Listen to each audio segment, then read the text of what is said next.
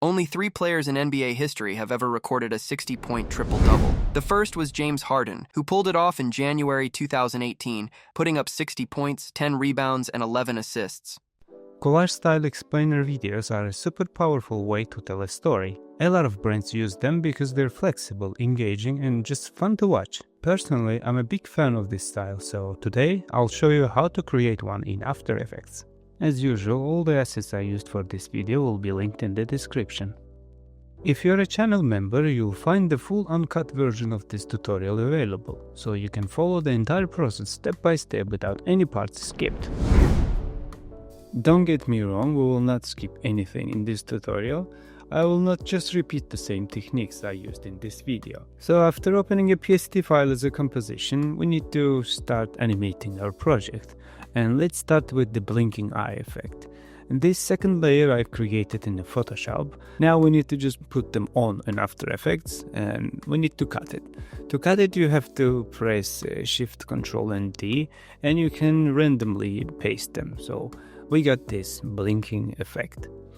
And the same steps you will apply for the other heads. So as you see, it's pretty simple.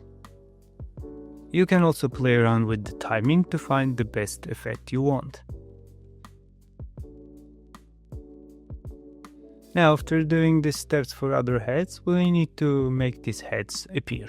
So put the scale keyframes by pressing S. We need to have 2 keyframes from 0 to 100.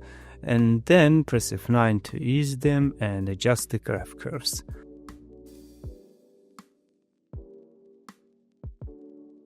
Later we need to offset the layers so they will not appear at the same time, but they will appear one by one.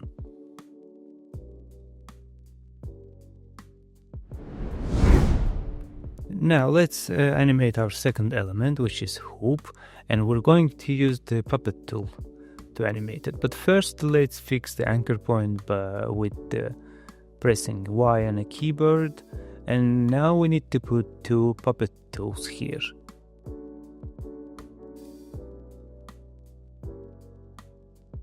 As you see, we can play around with it, you can animate it in a way that you want, but let's put the keyframes first. You need to find the mesh and then puppet pins. When you put the pins, the keyframes is automatically created, so find them and select, then move them further in the timeline. Now you can adjust the first part of this pin. As you see, I'm making it down. In the middle, you can bring the timeline indicator in the middle and then bring the hoop to the up. So we will have this kind of animation. After you're done, select all keyframes, press and hold Alt to adjust the timing, ease them, and we have our simple hoop animation. Most of you complained in the comment section about the speed of the tutorials that I make, so in this video I'll try to be extra slow. And let me know in the comment section if it's good enough or I should come back to previous style.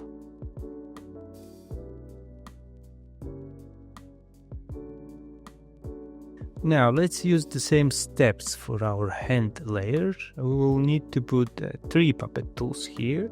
Actually we can put 3, but it wouldn't work as we want but first of course let's fix the anchor point.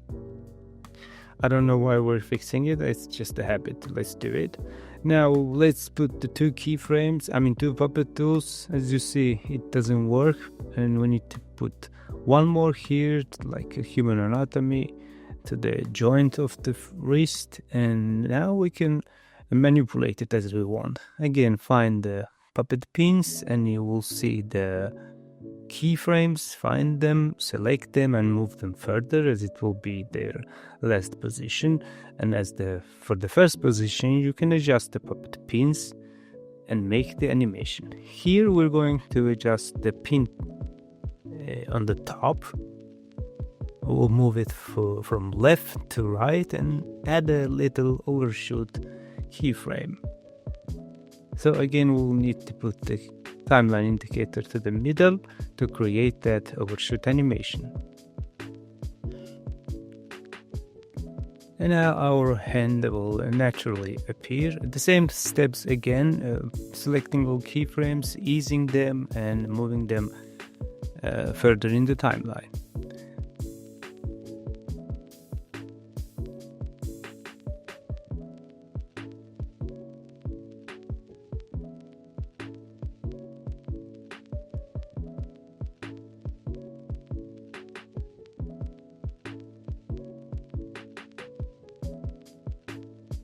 Now our hand animation is ready. Let's make this appear by adding position and scale keyframes. I've added position keyframes here, but probably I will delete it, so you can focus on scale keyframes only from 0 to 100, again 2 keyframes, easing them, and it will appear from nowhere.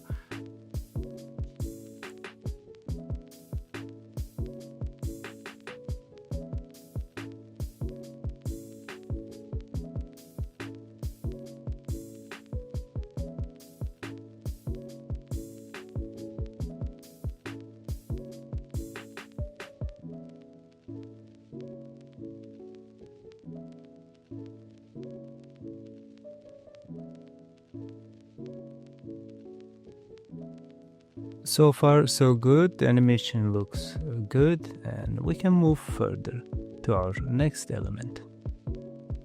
And now next element is this blurry ball effect. I have added this blur effect in, like it's motion blur, I have added this in Photoshop, but you can choose your own version and you can use like a normal ball. Now we need to put 2 keyframes, position keyframes. First one will be the last one, but actually no, let's move this further. As a first keyframe, we need to move the ball up and then choose a pen tool and click the dot. And then you can adjust the motion curves. Then move the keyframe further, that will make the ball move slower. But you see it's too slow now, we'll need to adjust the points, making them further, like it will start from the corner and come to the hoop.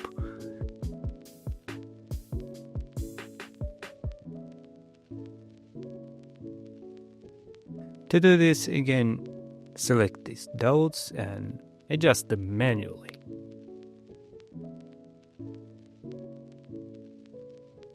If it doesn't work like this, just click on the layer and try again, so I'm sure now you will be able to adjust the points.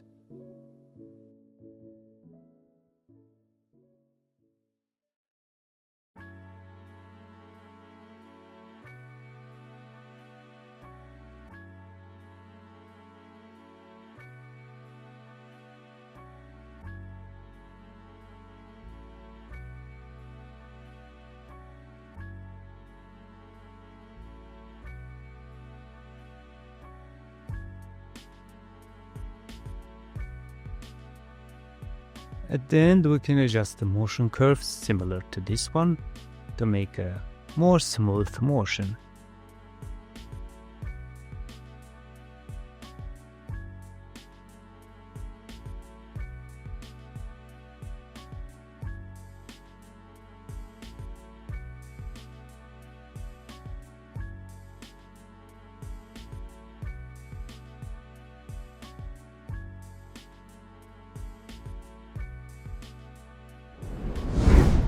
Now, next step in this tutorial will be separating these numbers, because here we have it as a one layer. I was too lazy to separate them in Photoshop, so I will show you how to do it in in After Effects, sorry. And you need to press Ctrl D to duplicate them. Now we will have 260 layers. Again, make sure you clicked on a layer and then choose pen tool, and now, like we're doing in Photoshop, try to draw over the 6, like the edges of a 6, and when you're done you will see it's separated and created a mask. Then the same steps we're going to do for other part of a number, I guess, for 0. But first let's add the position keyframes from down to up, and then ease them.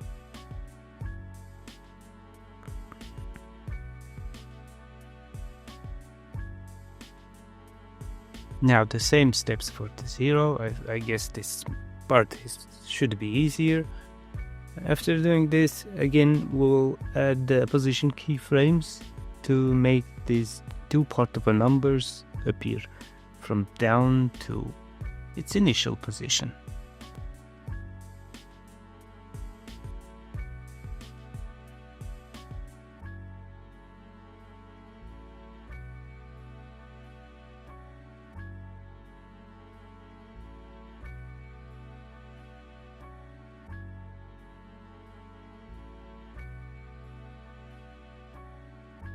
After adding keyframes, you can offset the layers to make the motion more dynamic, not static.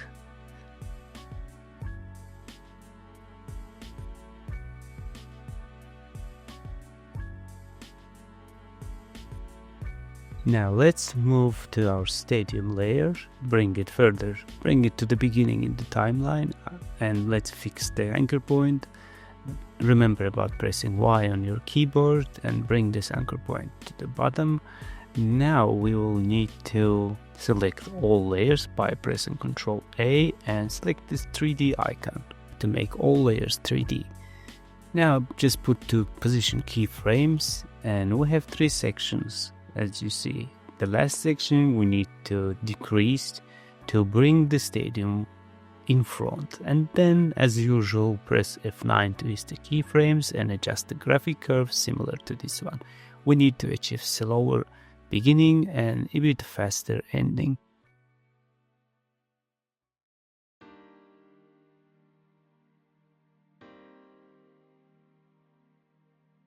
Now as you see, these numbers looks ugly here because they're visible from the bottom of the stadium. And to fix it, we can just add scale keyframes from 0 to 100 and they will appear from nowhere again. And then we can ease the keyframes and offset the layers to a more dynamic motion. We can bring those layers to the start of the timeline, and at the end you can also adjust the timings of all elements. For now, I think it looks good, so we can continue.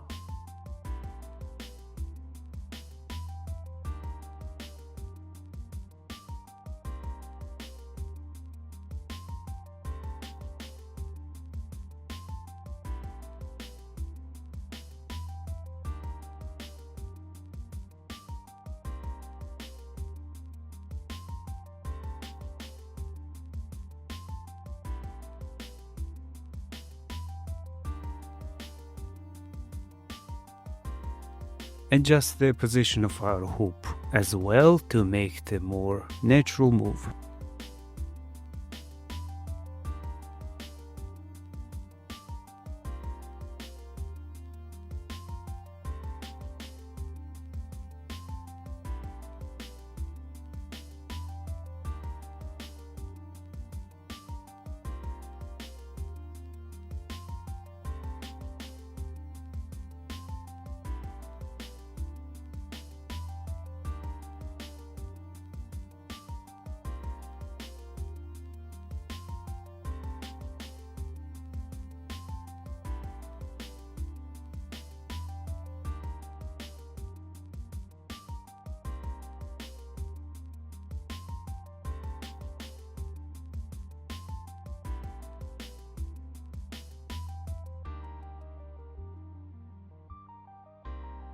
Next, let's animate our text.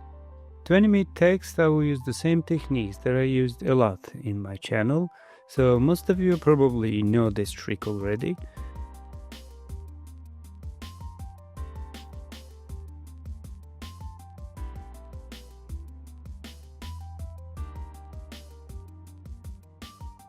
Now let's move these two layers further in the timeline, and let's first animate this rectangle. And to do so, I will use, now as you see it's 3D and we cannot fix the anchor point, so let's disable it and fix the anchor point first, and then later you can turn 3D again. Now let's use the scale properties to animate it, putting one keyframe, moving further in the timeline, putting the first keyframe and making the value 0, and for overshoot making 110. Now, after using them, we have this simple animation, which will be enough for our composition. Next one, we'll animate the text, and for this, let's choose the pen tool and draw a stroke. Make sure you're not clicking on the layers to create another shape layer. Now bring this shape layer above our layer, and after that we'll need to add trim path effect. But actually we don't need to add this, we already have it, so let's come back and copy the trim path effect from the one that we created earlier and select content and just copy paste it. Now let's just from matte options choose the shape layer 1, and this effect will be applied to our text. For the triple text, we'll do the exact same thing, and we'll achieve our simple text animation. This technique is very useful, which you can use for logo animations also. It's a really simple way. You're just drawing a stroke and increasing the value, making sure that it overlaps. And now trim path effect and the matte option, and now we have our effect. To be more clear, for trim path effect to work, you're adding 2 keyframes for end properties from 0 to 100. I made like 10 videos about this trick, and I was creating logo animations with it. Feel free to check it on my channel. It's really simple, and I'm sure you'll get it easily.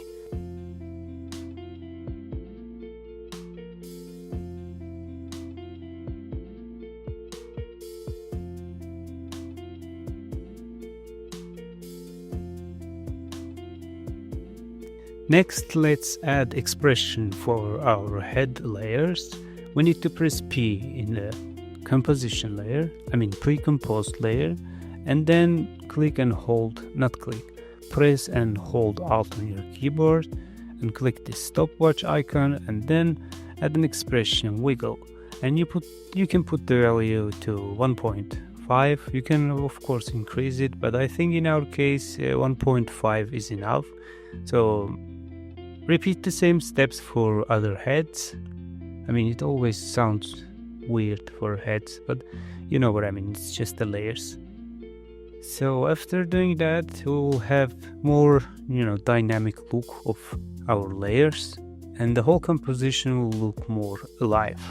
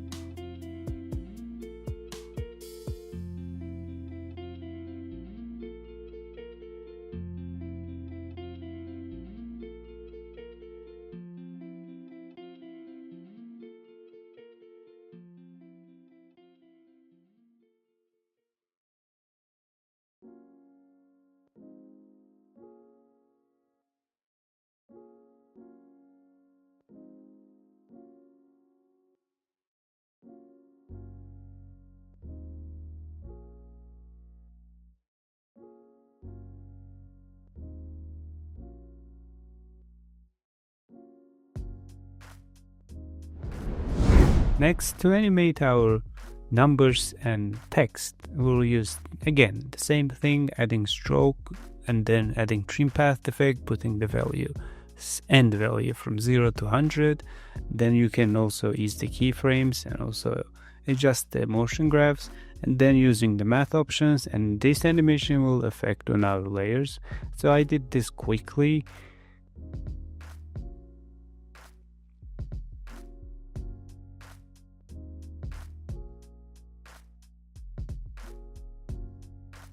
The same thing also for the circle layer. Next, we'll need to work on our calendar. So we're going to separate it to two parts. I did it already in this tutorial. We'll just duplicating it and drawing over the edges with using a pen tool.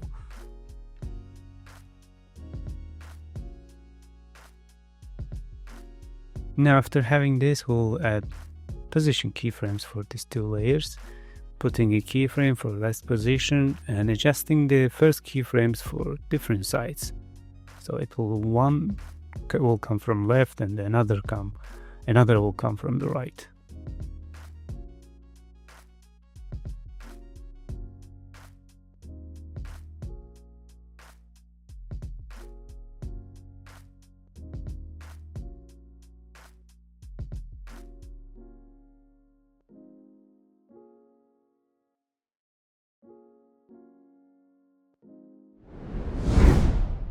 As I mentioned before, with this technique we can easily animate the logos, so I will show you how. We have this logo here as an example, and let's separate it to two parts. We have letter R and this circle as the logo elements. We're just separating them using mask and pen tool as we did earlier in this video, and then drawing over it with the pen tool and adding trim path effect, and then using math options. That will create our desired effect.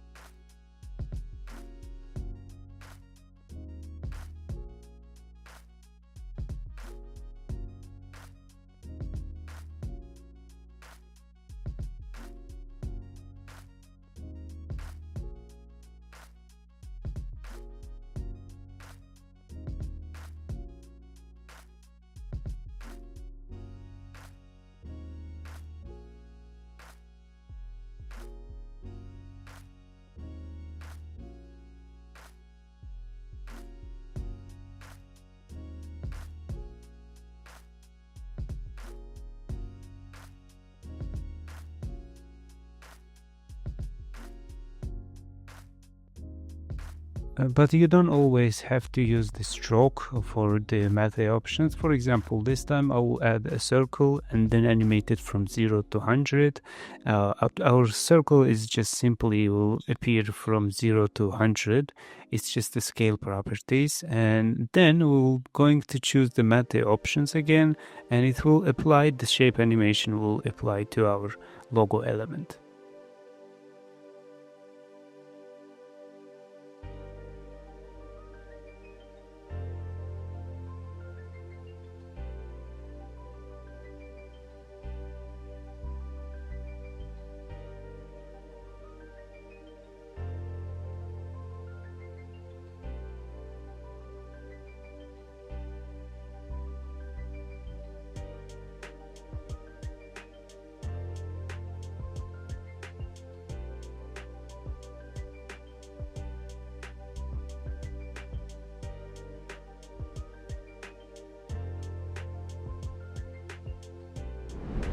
Now let's start animating the character, which is also simple. Let's go inside the composition and first disable the 3D, and then one by one fix the anchor points logically to the joints of a body, because it will help to animate them more easily. For example, anchor point here needs to go to shoulder, and otherwise it would look weird.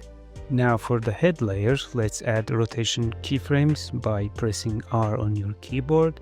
Put a keyframe and then move the timeline indicator further and put another keyframe, make the rotation value 2, and then copy the first keyframe, move the timeline indicator even further, paste it, and then move the timeline indicator again further, and this time change the value to -2. So our head will rotate from left side to the right side. Then after doing that, you can add expression loop out, so our animation will be seamless. And you can also ease the keyframes by pressing F9.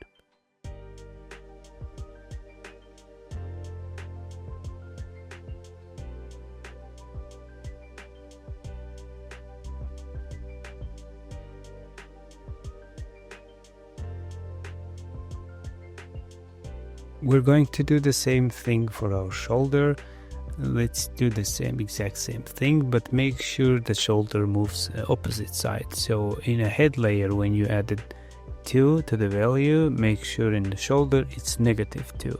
And in the when the keyframe is -2 in the head, make it 2 in the shoulder. So it will move to the opposite direction.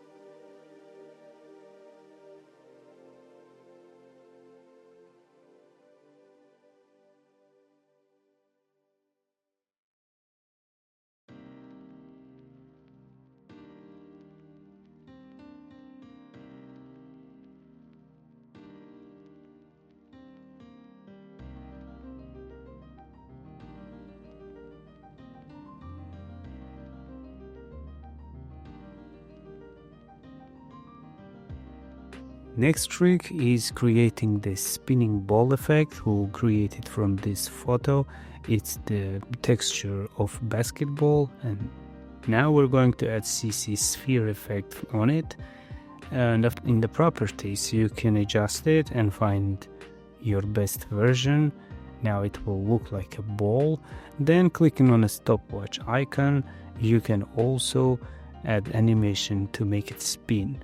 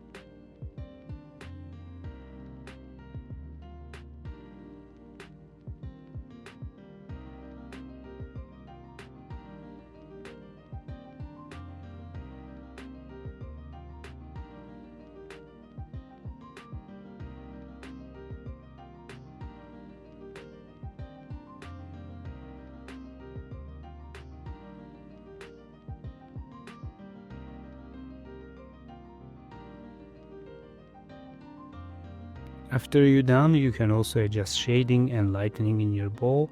So this fake 3D rotation effect is ready, and which is enough for our composition.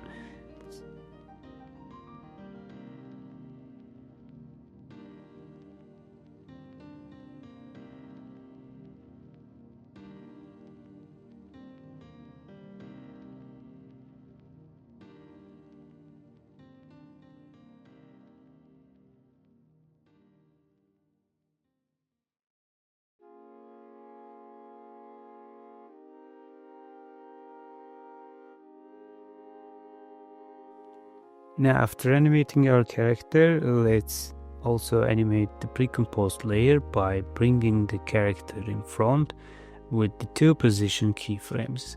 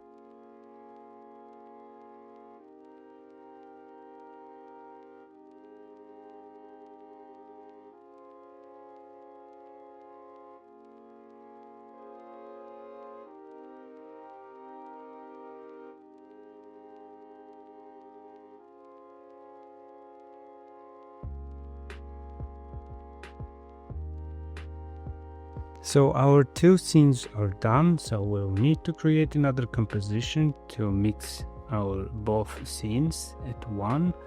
So let's do this.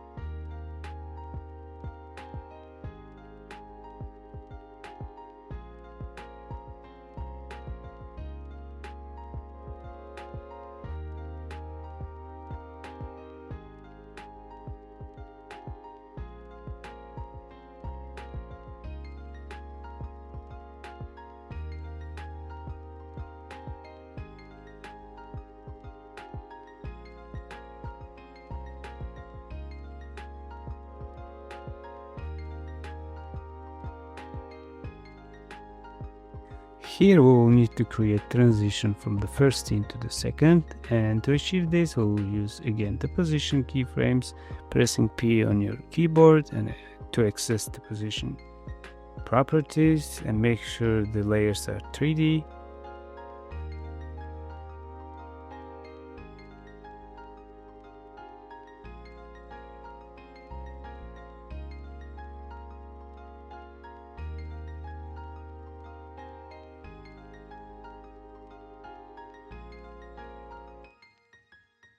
Next, let's add the paper layer here and change the blending mode to multiply, and you can also decrease the opacity to 70 or you can leave it, it's up to you.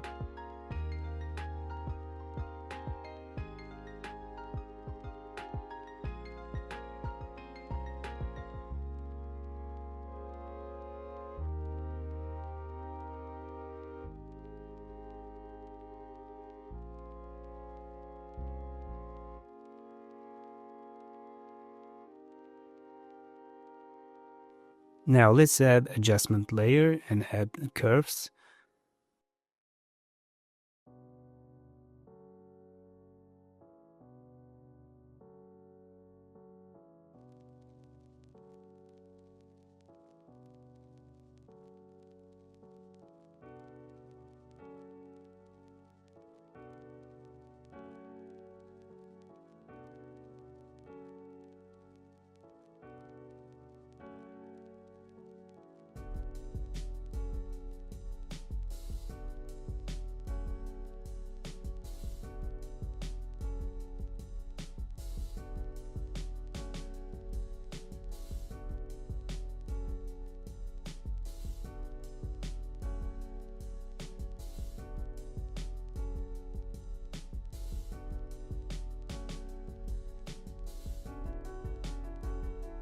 After adding keyframes for our both scenes, we'll also add an expression wiggle, which makes our scene more dynamic.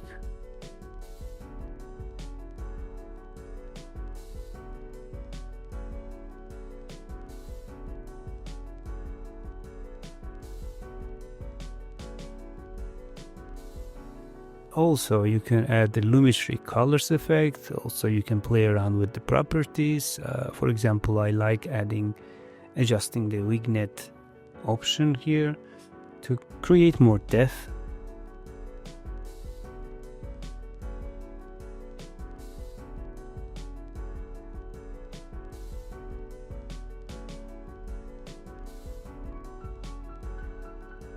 Now at the end, let's animate our texture. For this, we will need to add scale, position and rotation keyframes.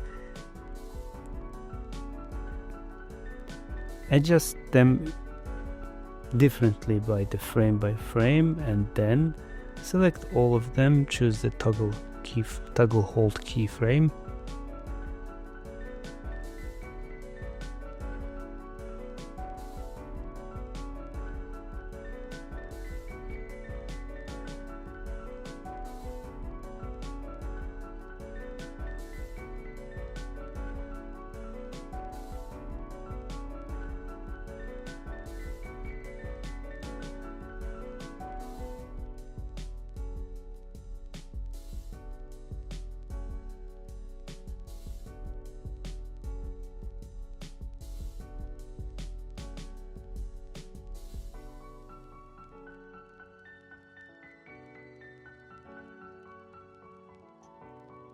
After you're done, you can add a loop out expression for all of them, position, rotation and scale.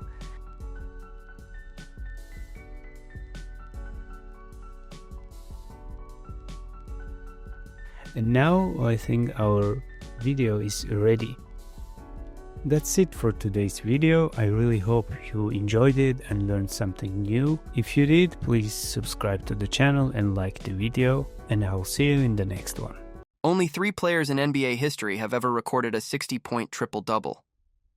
The first was James Harden, who pulled it off in January 2018 against the Orlando Magic, putting up 60 points, 10 rebounds, and 11 assists.